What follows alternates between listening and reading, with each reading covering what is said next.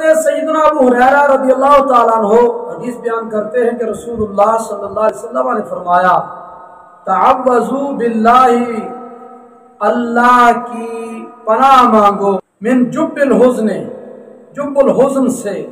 صحابہ کرام نے عرض کیا رسول اللہ وما جب الحزن، جب الحزن کیا ہے؟ حضور نے فرمایا واد فی جہنم، جہنم کے اندر ایک وادی کا نام ہے، روزانہ 400 مرتبہ جہنم اس وادی سے پناہ مانگتا ہے۔ صحابہ کرام نے عرض کیا رسول اللہ وما يدخلہ، اس جہنم کی وادی جب الحزن کے اندر کون داخل ہوگا؟ تو نبی کریم علیہ السلام نے فرمایا وہ جہنم کی وادی جس سے ہر روز خود جہنم 400 مرتبہ پناہ مانگتا ہے، وہ جہنم کی وادی ان قراء اور علماء کے لیے تیار کی گئی ہے جو لوگوں کو دکھانے کے لیے اعمال کرتے ہیں، نیک اعمال لوگوں کے دکھانے کے لیے کہ لوگ مجھے متقی پرہیزگار سمجھیں۔ اور حضور نے آگے ارشاد فرمایا وَإِنَّ مِنْ أَبْغَضِ الْقُرَّاءِ إِلَى اللَّهِ، اللہ کی بارگاہ میں علماء و قراء میں سب سے زیادہ مبغوض الذین، وہ علماء یزورون الامراء، جو حکمرانوں سے دنیا کا مال حاصل کرنے کے لیے، دنیا کی شہرت حاصل کرنے کے لیے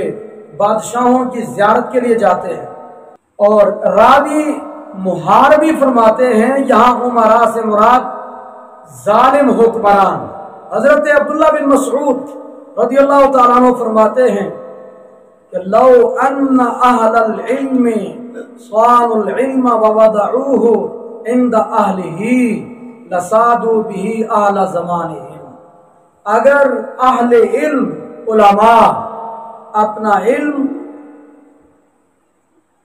اہل بندے کے سامنے رکھتے،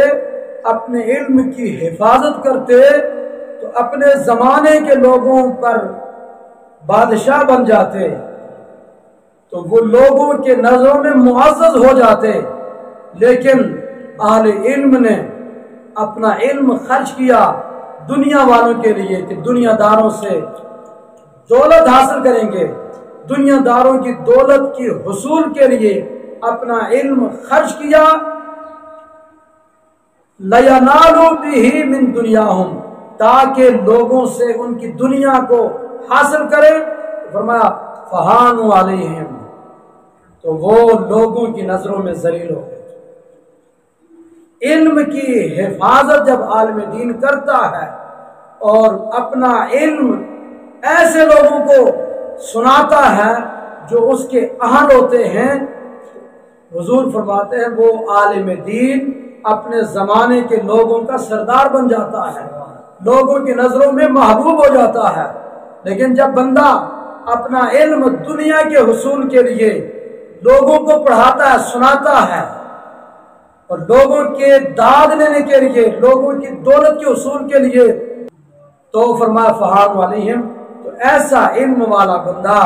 لوگوں کی نظروں میں ذلیل اور رسوا ہو جاتا ہے، لوگوں کی نظروں میں حقیر ہو جاتا ہے۔ حضرت عبداللہ بن مسعود رضی اللہ عنہ فرماتے ہیں سمعت نبیکم صلی اللہ علیہ وسلم، حضور نبی کریم علیہ السلام کو یہ فرماتے ہوئے سنا، آپ فرما رہے تھے من جعل الہموم ہما واحدا ہم آخرتہ، جو بندہ اپنے دنیا کے سارے غموں کو جمع کر کے ان پر آخرت کے غم کو ترجیح دیتا ہے، ایک ہی غم رکھتا ہے، وہ آخرت کی فکر ہے، تو فرمایا کفاہ اللہ ہم دنیاہ، اللہ اس کے دنیا کے تمام غموں کے لیے کافی ہے، یعنی اللہ اس کے تمام غم مٹا دے گا۔ رسول اکرم